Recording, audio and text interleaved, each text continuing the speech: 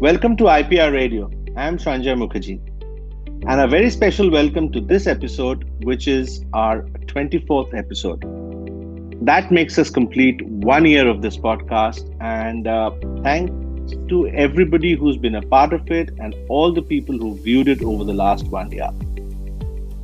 Now, to come to this particular episode, eggs are a versatile canvas for nutritional benefits and culinary creativity.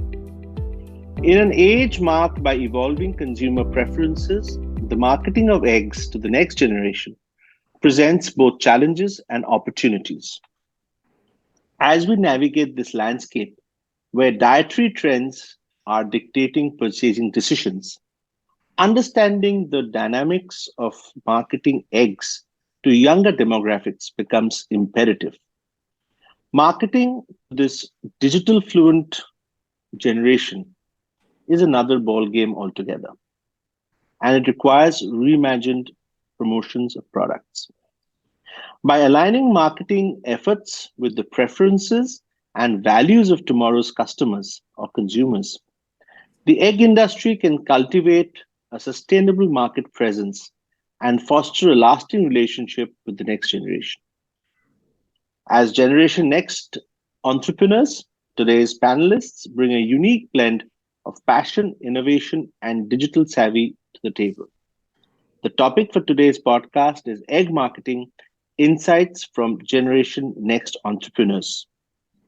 This, as a matter of fact, is the second in a series featuring Generation Next entrepreneurs. The first was on promoting chicken consumption.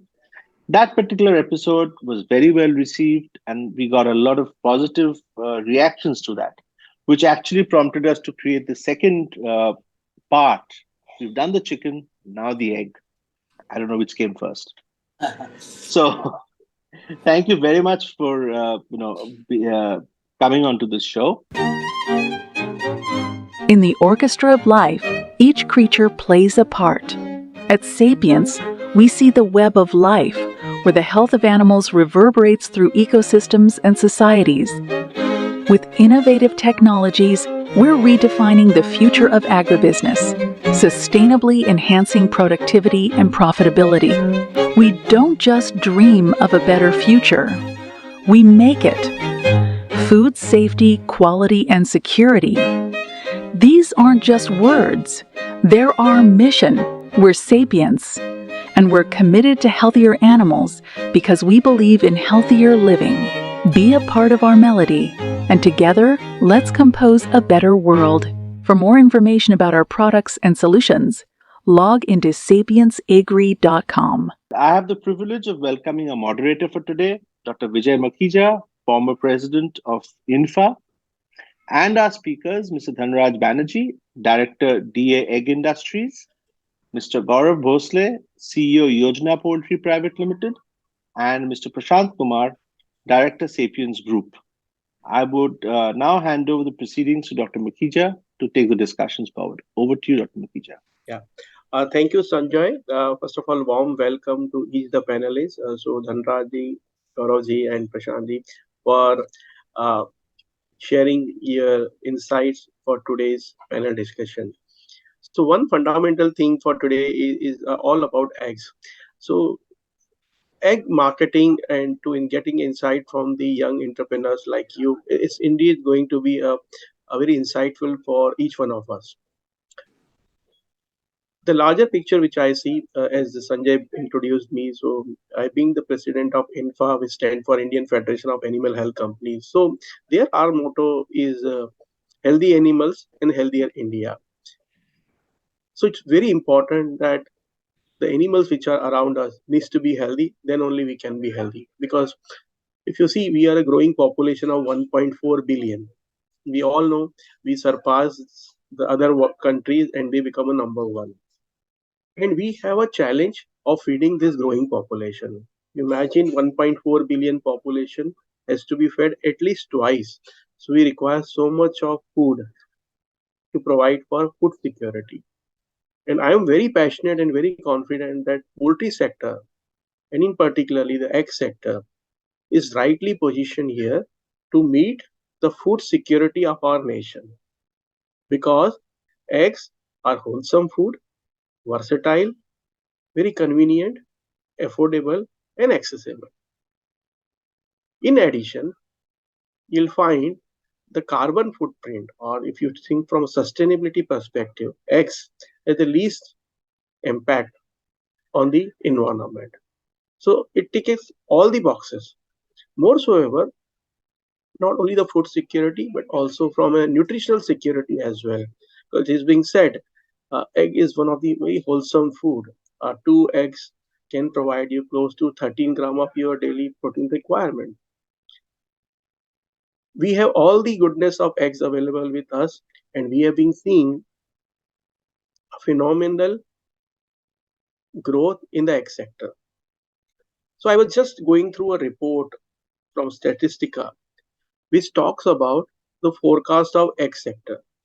So currently it is size of this market is around 7 billion US dollar, and for the next 5 years the projections are it will be growing at a CAGR of close to 10.5% until 2025. And as of all of us we know, we are close to number 3, some people say number 2. Definitely we are in top 3 egg producer in the world.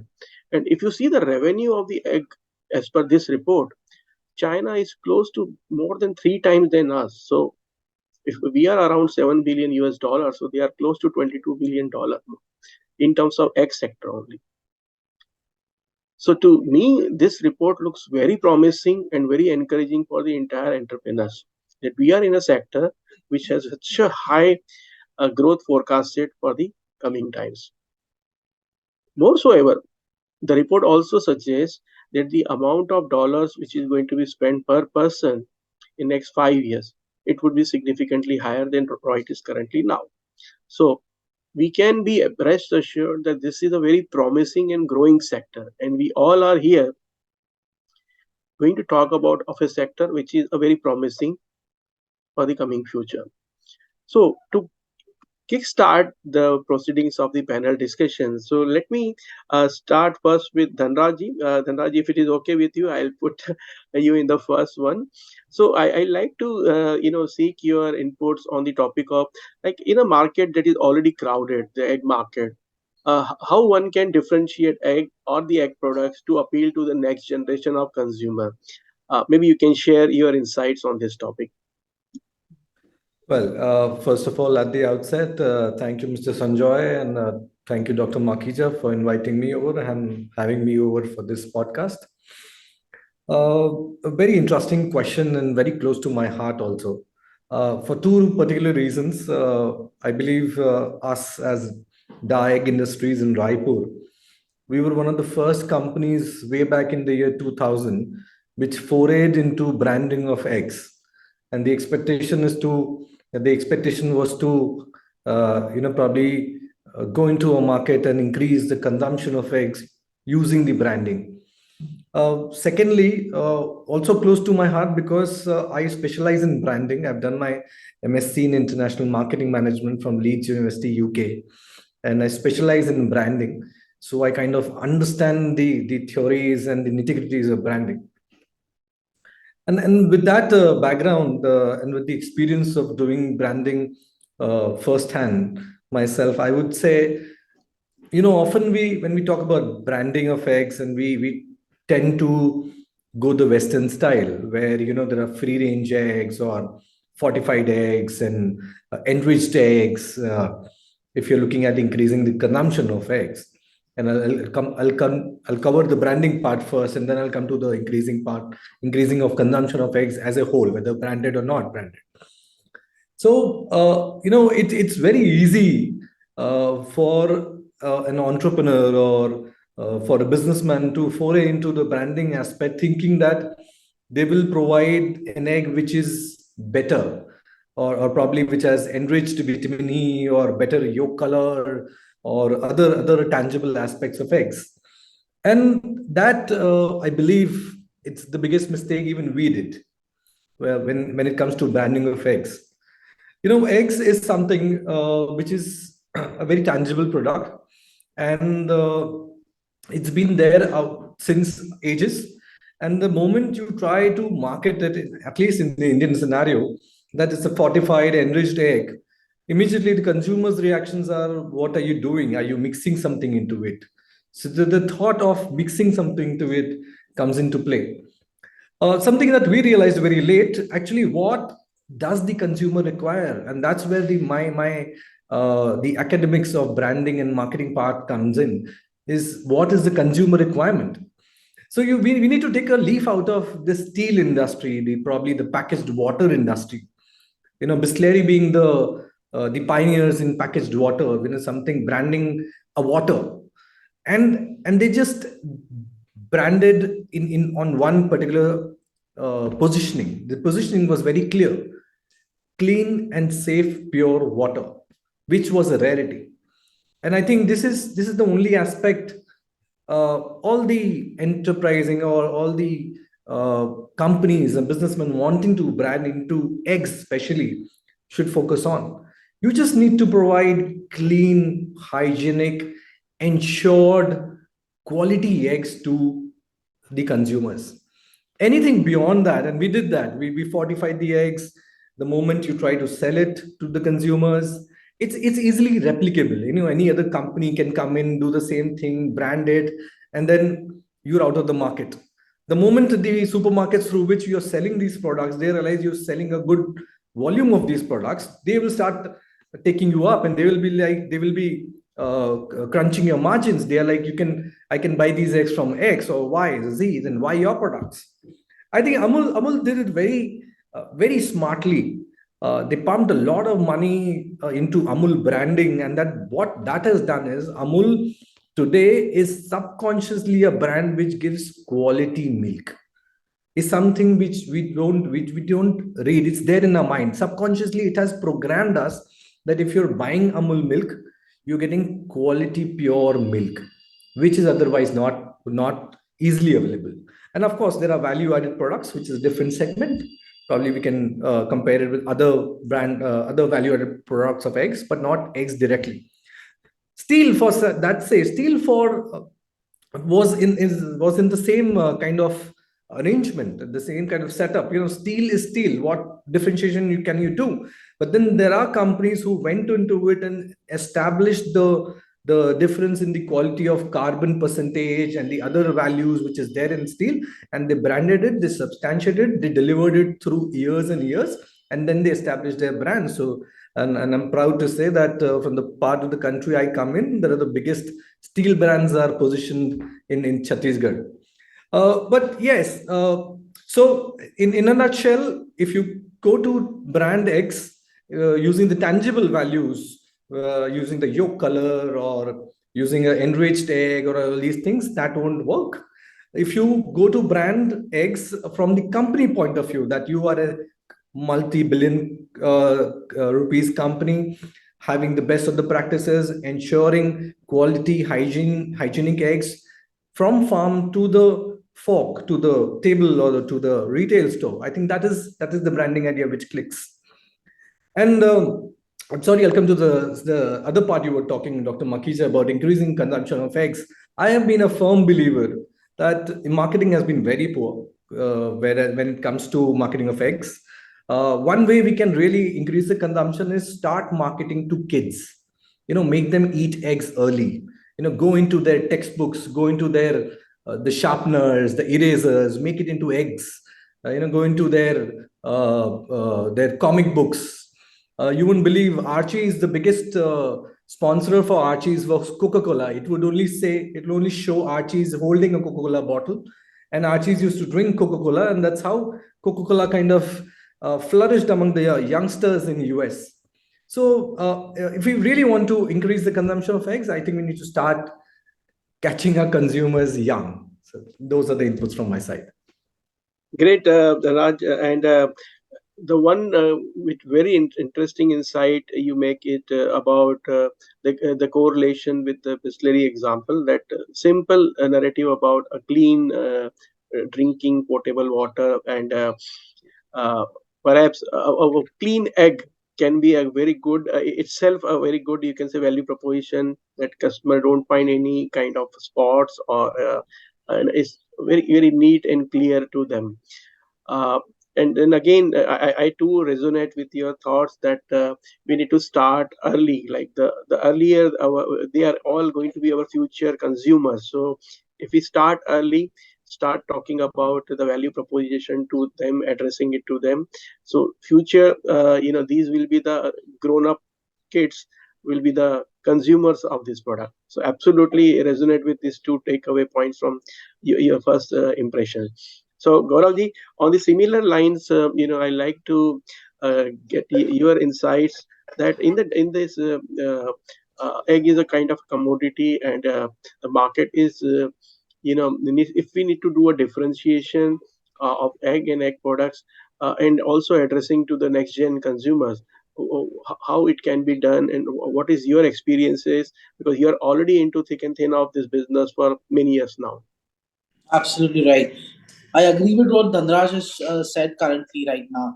That we first need to concentrate on educating people about eggs, the benefit of eggs. What secondary would be the branding, the value added, like it enriched with omega, selenium, vitamin D, XYZ, whatever. So, for my point of view, the first thing what I feel is uh, catch hold of nutrition, dietitians, educate them, Anganwadis, schools, give them the information. What are the benefits? Like rightly you said, 2 eggs. If you have 2 eggs, we get 13 grams of protein closely requirement we would get. So that is the first thing what we need to concentrate on. And secondly, what we need to do is authenticity of our products, the source from where we are getting it. That also needs to be informed to the people, given the information from where we are sourcing, what feed we are giving. All that needs to be taken care of. That's how we will gain trust of people, and that's how the consumption of eggs would go up, according to my point of view. Yeah, thanks, Gauravji. Totally understand the point you make. It is the various touch points, like you rightly said, because in our day-to-day life, like we do consult the medical practitioner, dietitian, and just to add, like nowadays in the current generation, everybody is health savvy. People are going to gymnasium, so they are also consulting or taking inputs from the trainers over there, or the nutritionist over there, or dietitian over there, and maybe sometimes the PS as well, how you are planning your diet. So there are different touch points, and if we can, this is of course for urban, but if you go to the rural, yes, the Anganwadi, you rightly said, the nukkads, and all the places where people do a general chat about it, right? Yeah. If it is on the top of the mind, then Yeah. definitely it will be discussed in a very positive connotation. Maybe Absolutely. Prashant, it's time now on the similar lines on the same question. What do you think, your perspective, like how one can address to the next gen consumers on the egg and the egg products? I mean, first of all, I think excellent insights from Gaurav as well as Dhanraj. I think you guys really hit it on the head with deep insights from personal experience. Uh, I'd like to bring a perspective, the perspective of a storyteller, which is what I'd like to think of myself. That's what I've been doing professionally for the last few years. Um, I think there are a couple of aspects to this. The first being there are so many Indias. We need to really understand what those different Indias are. There is an India which only needs to be educated कि भाई अंडा खाओ आपके सेहत के लिए अच्छा है. There is an India that is at the epitome of luxury and purchasing power that also needs to be addressed. So I think as an industry, if I were to take a position, it'll be nice for us to uh, you know put our money where our mouth is, try and understand which are the different Indias which are relevant to us as an industry, uh, conduct some real primary market research, and then exactly like what Dhanraj was saying, invest on a brand, not necessarily a single corporate brand. It could also be a hallmark of sorts that is from the industry for the industry. Set together a playbook which lays out the foundations so that consumers, like the ISI marks, so that the consumers at the end of the day know that they're getting, like what Dhanraj was saying, fresh, clean, potable water. What's the equivalent for the egg, and how do we sort of market that as that hallmark? I mean, those kind of small but extremely potent elements, I think can really be differential advantages for us as an industry moving forward. I think it'll also show a sense of unity in the diversity that all of us enjoy, and of course bring that sense of credibility and credence and value to our customers, respecting them and giving them something that is of value. Prashant, I really love that thought. And just to build upon your thought that yes, India is so vast, so each of the our regions are so different in the other regions. So yesterday I was just catching up on the first match of the IPL. You will find, it's very rare that you have 7 or 8 dialects of commentary available on those live cricket matches. So it was Hindi as well, English as well. You can find Bhojpuri as well, Haryanvi as well, Maharashtrian as well, and many more which I could not be followed through. But what stuck to me is that this particular format of the cricket, they have tried to understand the nuances that in our country many people speak different languages and different and if we speak in their languages, so you have the option provided to them, so people can switch over to whichever language makes them more relevant for them. So totally agree that in a country of ours, so whatever applicable to a particular one region of the country may not be exactly the same in the other part. So perhaps market research of each of the regions, the nuances, the insights coming from each of the regions can perhaps give us some more, you can say, granularity. Okay, what suits to this particular market or this region. So thank you, Prashant, for sharing that insight. Yeah, Dhanraj, you wanted to add. Yeah. Yes. Just first of all, fabulous inputs from Prashant as well and Gaurav. But as Prashant was saying, mentioning a few things, I realized it's true that there are many segments, there are many socio-economic groups within India, and then every product can carve its niche out of a segment. So you really need to first think about which segment you want to sell to. But I have stopped doing branding, and I'm very keenly interested in rural marketing. All these companies, the multinational companies like Unilever, Procter and Gamble, they've all developed 1 rupee sachet of shampoo, a 5 rupee Coke bottle, probably a 5 rupee or 10 rupee Lay's packet. You'll find it everywhere across rural India. Everything is there, but at least in our part of the country, you will hardly find a tray of eggs. That is the kind of problems, the logistic problems, the product problems we still have. Eggs and chickens is still sold on the market day in a village in the rural India. And I would really request Mr. Sanjoy and Mr. Dr. Makija, if you can pull up some examples from across the globe. I'm very keenly interested about how China does it. How do they market it in the rural parts of China? China is a bigger geographic spread than us, although we have overtaken population-wise, as Dr. Makija was saying. But marketing into rural India for eggs is something we hardly pay attention to. It is something we can really develop. How to do it, how other countries are doing it. Probably it's one of the subjects you can take up sometime in your next postcard or upcoming podcast. And please do send me the link. I would be love to watch it. But yes, that's a contentious issue we rarely see when we think about marketing eggs and chicken.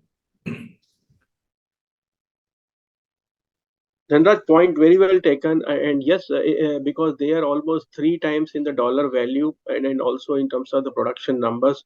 So their ways of, you can say, marketing to rural can be one kind of a case study we can always look into. And perhaps if we can pull up some things which can be replicable or can be developed, we can look into that. So Sanjay, yes, I'll also try from my coordinates. Yes, I immediately came to my head couple of people who are actually working in China on this particular topic.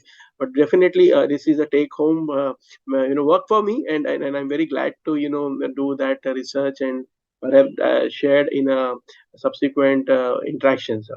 So coming back to our the original topic, so I like to pick up your thoughts. First I'll go with Gaurav, that in terms of customer education or the consumer education, so can you share some more, you can say, thoughts or the ideation that what else can be done, because everybody is agreeing that we have a wonderful product, so there is no second thought on it, like, and it's a very affordable, accessible throughout the year, every part of the country is available, and it's very easily to cook, easily to it's very it offers really convenience. So what else can be done to do the consumer education? So maybe Gauravji, we start with first you, and then Dhanraj, I'll come back to you, and then Prashant. Yeah.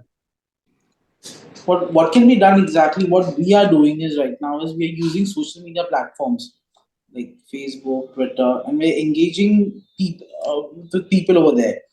We are targeting audiences over there, young people, mid-aged people.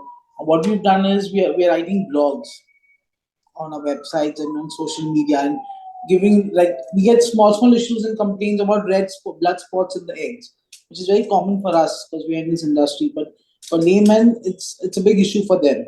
So, and giving information, giving knowledge to them about eggs, whatever the issues, it's exactly what's the reason for those blood spots. It's just one example I'm giving you guys. So that's how we can educate people regarding these issues. And the second thing what we can do is, what we are doing is collaborating with, like I said, nutritionists and dietitians, and collaborating with healthcare professionals like doctors and all, especially pediatricians, encouraging them, telling them the benefits of the eggs, what benefits they will have, the kids. So that's how we are working on right now. Thank you, Gaurav. So all these points are very apt and relevant. Maybe Dhanraj, if you like to supplement or share any additional insight. To be honest, I have a totally opposite answer to it. Yes, uh, educating consumers, anything and everything has to be done. There's no doubt about it. Uh, and there's no end to it, actually. You can just go on using any channel, going out to teachers, going out to magazines, newspapers, social media, everything. But to be honest, nothing needs to be done because the fact is out there. If you read global data, with the rise of education level, the consumption of eggs and chicken will rise. It's everywhere. It's the global trend. People do realize when they get educated that they need to study a little bit about their nutrition, and automatically we see. So suppose there are second generations like us or third generations, and probably they have kids. People who at our age are not eating kids, but they're encouraging their kids to start eating eggs. And that's happening automatically. Probably the doctors are saying it or others are saying it. So, if you ask me, nothing needs to be done. It will grow on its own. You have already given a data that 10%, by 10.5%, the layer industry will expand in the coming years. Yes, the more you do, it's good. You need to realize how much deep your pockets are and how much you can spend to do it. Probably the most inexpensive ways are good to do it, but the consumption will increase. And we're just start scratching the floor when it comes to consumption of chicken and eggs. So it's a long way to go from here. I mean, we are just at 72 eggs per capita today in our country, and any developed country is roughly around more than 200 eggs a year. So yeah, it will go on its own, I believe. Yeah, and I pick up from your viewpoint that organically itself, there would be a huge demand as the population grows, and as the people have more money in their pocket, and as the literacy rate goes up. So one is the organic way, like on their own, there would be a demand of the egg products. And yes, it is also, Statistica report also was suggesting a CAGR of 10.5% around that. for the next 5 years is really a very significant one. Yeah, Prashant, you like to comment or share Yeah, your of course. perspective? Yeah. I love the dichotomy in the dialogue. Both Gaurav and Dhanraj are absolutely right. That's the beauty of it, because of the fact that there are multiple Indias that do exist, and there is a part of India that requires education. They need to be spoken to in a way that says that, listen, if I enrich my egg with omega 3 or selenium, it's gonna grow more hair on my head. I don't know, but there is that segment, and there is the big segment which just needs to be said. Listen, these are clean, fresh eggs from the farm. Go ahead, eat them, and they'll eat them. So it's beautiful that it exists, and that's the fact. I just want to highlight an example that came to my mind of rural marketing done really beautifully. This happened in 2013 to 2014. Again, we use the example of HUL because they're the gold standard in India. They launched an initiative called the Kan Kajura Tesan. The Kan Kajura Tesan is a radio station that they launched in Jharkhand and Bihar. And the modus operandi was so beautiful. uh, the people who are going out, laborers going out to work, and farmers and such, while they're working, they just need to give a missed call to a number.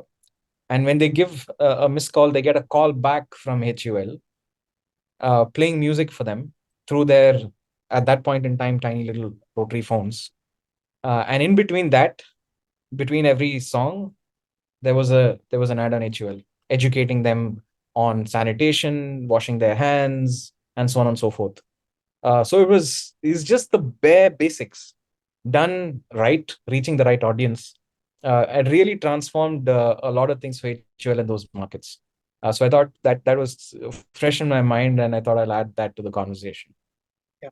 And just couple of cents from my side, like Dhanraj, you rightly mentioned about engaging with the kids. So one could be, the creating a model form. Let's say we can, kids are curious, and I'm not sure how many kids get a chance to see how an egg is laid or how an egg is, coming to the existence.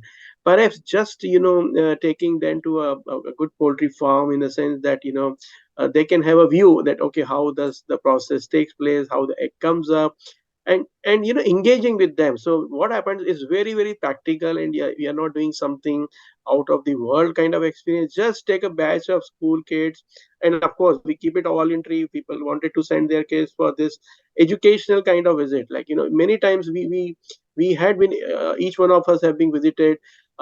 I remember while you were talking about your Amul story, Dhanraj, that I get a chance to visit in my earlier days of my life to a cooperative, Amul, where I could learn how the milk is collected, and processing was done. What are the different products that are being it stuck to me, like how each and every milk product is being developed, and then the brand Amul stays with me.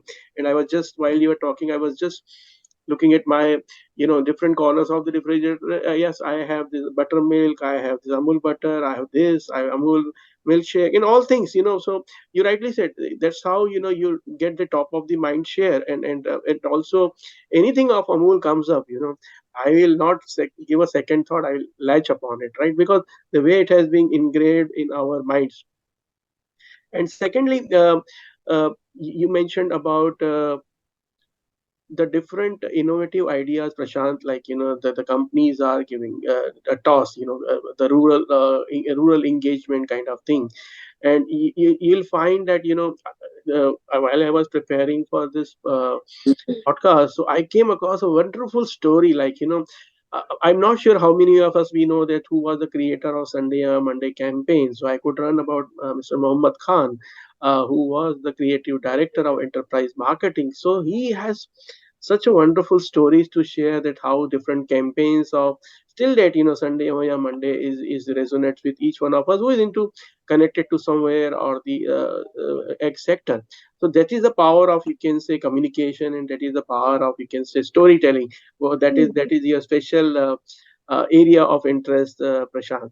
So coming back to the conversation, so Gaurav, I like to pick up your thoughts. Like you bang into coming from a you can say a poultry family, like your father, you have been into layer farming and such a successful enterprise there, and you ventured into the offline model as well, like you are doing offline sale of the eggs, branded sale and everything.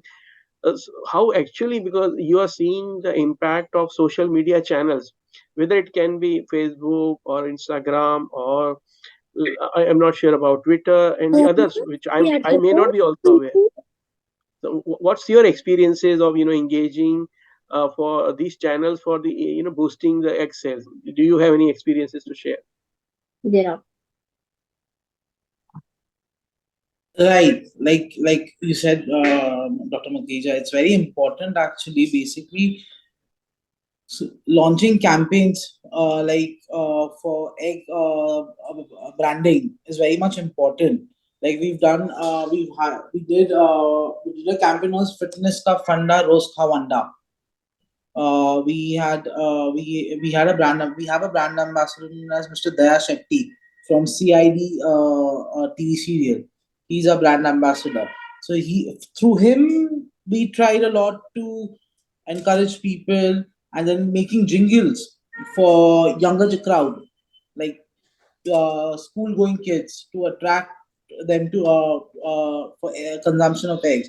So all these things, it's very much important for to do.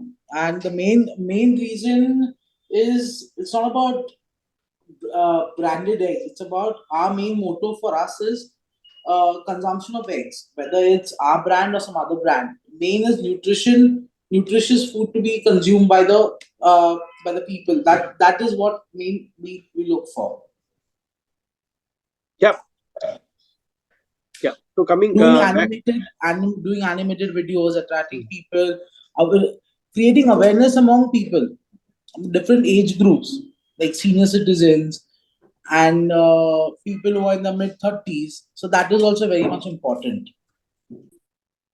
Yeah, and we have seen, that there is a growing, you can say, time spent on the social media. So let's say Yeah. 5 years before, the amount of time each one of us was spending on social media, any of the platforms, the platform may vary, but the amount right now, like the moment you start your day, you first try to grab your phone, see notifications, and see some time is spent there. And if you see your tracker, you'll find quite a sizable amount is being spent on social media. That's how this topic is coming. Okay, who can, you can say, take the attention of the consumers on those platforms as well. So that's the reason, this perspective about how one can leverage these social media channels for the boosting of these egg sales. Now, coming back to you, Prashant, I'd like to pick up your thoughts about what emerging technologies or platform do you see can be a game changer for marketing eggs to the younger consumers in the future? That's a it's a really multifaceted and tough question to answer. We are in the social era. I mean, social media is here to stay, and that's going to take a lion's share of paid media. There is a lot of PR to be had, and I think it is worth investing on PR because that has a much higher credence and credibility in the minds of consumers than paid media. And lastly, and most importantly, I think it is investing and pouring into brands that because brands are here, the only intangible asset that are here to play the long run. So the more we invest on high quality brands, I think the impact is going to be for generations to come. So I think we really haven't done much. So we really need to start with covering the basics. And if you get the basics itself right as an industry, I think we'll see transformative results on the consumption side. So that's my view. Thanks, Prashant. So I know, in the interest of time, I'll coming to the concluding question to each of the panelists. So first, Dhanraji, I'll request you to share your thought that what advice would you like to give to new entrepreneurs who entering into the egg business, especially in terms of marketing and the branding? Well, in terms of marketing and branding, I would say stick to basics, uh, stay simple, because branding is long term. It's not short term. Substantiate your product, prove the quality of your product to your consumers year round for years. And branding is a long term thing. You can't. You really need to be focused in the segmentation and the positioning on the brand, and you need to really go hard with it. Also, think out of the box. Think out of the box in terms of the technology. Technology is going to be the game changer for sure. uh, Companies like Licious, who don't even produce chicken or eggs themselves and are selling chicken at 600, 700 rupees a kg in the metro cities. I think that's a steal. That's absolutely robbing the consumers of their money. And We as entrepreneurs, as poultry farmers, as business people in the poultry industry, I think it's our social responsibility to start using social media, one of the most inexpensive medias, to reach out to a very large segment, to start talking about our products, to start telling people what chicken and eggs are exactly, how they are made, how we are farming it, how you were mentioning about the Parle G setup of making kids visit the Parle G has kind of that kind of setup. They make people visit the Parle G factory. So you can probably make videos and put it on YouTube or other social media. So I personally made a video on why egg is not non-vegetarian. I've put the terminology very carefully over there. So I've made a video on why egg is not non-vegetarian, and I've got, I don't know, more than a lakh view on that already. So I think it's a social responsibility of every poultry farmer to start using social media and start putting some videos and data out there for people to view. Great. So I like to, learn on that video what you mentioned. I'll catch up with you on that, and I'm also very curious to go through it and eager to go through it. Gaurav, the same question, your perspective. Firstly, my opinion, my suggestion would be try to shift it from a commodity to a brand. And once you do that, once you go in the process, make sure you sustain it. Like Dhanraj said, brand is for a longer run. And main thing is you have to be authentic about it. After all, uh, consumer engagement is very much important also in this. Knowing your customer. The problem what happens is basically when younger people get into this brand, they launch the brand, they do everything, and later on they don't look into it. They're like chal raha, chalne do. But that's not what it is. So that's my personal opinion, that keep an eye on this, continue, and make sure you sustain this brand. That's the most important thing. Thank you, Gaurav. So Prashant, concluding remark on this particular question. Completely agree with both my co-panelists, Gaurav and Dhanraj. They both brought very relevant practical insights into it. The only thing I'd like to add is I think not only as part of the protein industry, but also together, we need to bring in some sort of a unified front that can come together, because when we pool resources, when we pool our minds together, especially the younger generation, I think you know put all of us in a room. Let's come up with ideas. Let's sort of have a unified front, because I think we owe it to each other and to the industry to take it to the next level, and that's the only way. Unity, and I think 1+1 is greater than 2. So that's the only thing I'd like to add. Thank you, each one of you. So, as I always say, I really enjoy to learn from your perspective, because you are the future of this sector in our country, and the way you vision right now, future is in you'll be created by this group only. So really enriching experience for me, and I'm sure my you can quickly, Sanjay, you will also agree that this was. I just noticed that the time just flies away when the discussions are so engrossing. So, thank you, Sanjay, for this opportunity for bringing all of us together. Thank you, Dr. Makhija, for moderating this discussion.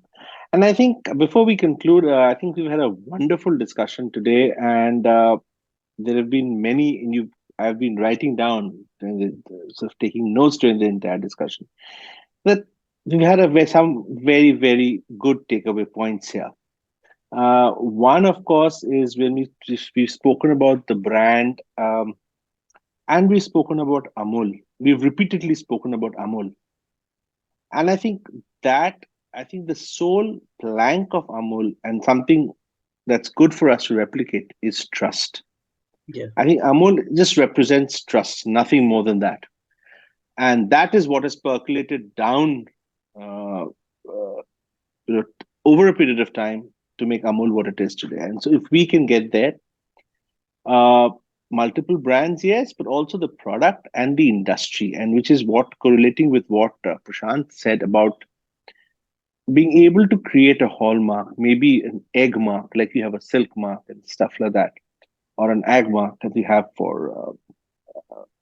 So, something like that, if that can be created and reinforce the trust, that would be wonderful.